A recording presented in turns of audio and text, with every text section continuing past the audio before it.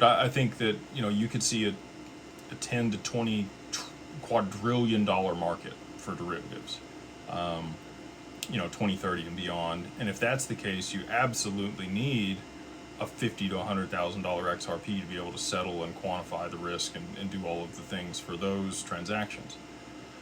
So very high price there. And then Flare is very interesting. Had Hugo on the show. If you guys haven't seen that podcast, I'd highly recommend going and checking that out here on the channel.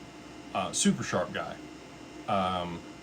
Again, their intended purpose for Flare early on was to be able to mint F assets. They launched, you know, Songbird, which is similar to Kusama. It's their testnet or beta environment where they roll out features and fix all the bugs before they roll it to the main net, which is Flare.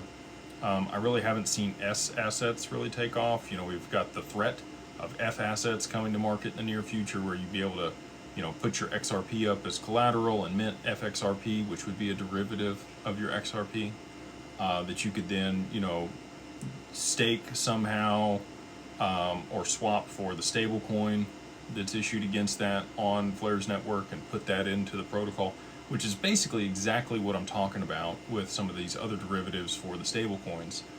The way that they'd be issuing the stablecoin on Flare is actually something that I've thought about, where you hedge the volatility in XRP via futures. Now, if it's still extremely volatile, it's going to be difficult to do, but if you did have a high-priced XRP that was stable-ish, it's still going to have some fluctuations. You'd have a much easier time pairing that with futures to be able to mint a stablecoin against XRP. Now, what is that stablecoin denominated in? I don't know. Because if it's denominated in US dollars, it's going to have to be backed by treasuries.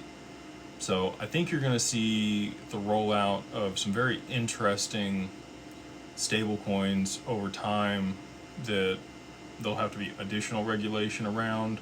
It's just dollar-denominated stablecoins the Genius Act approaches. It doesn't, you know, if it's denominated in another currency, you'd be subject to the regulation in whatever jurisdiction, you know, that currency is sovereign or issued by.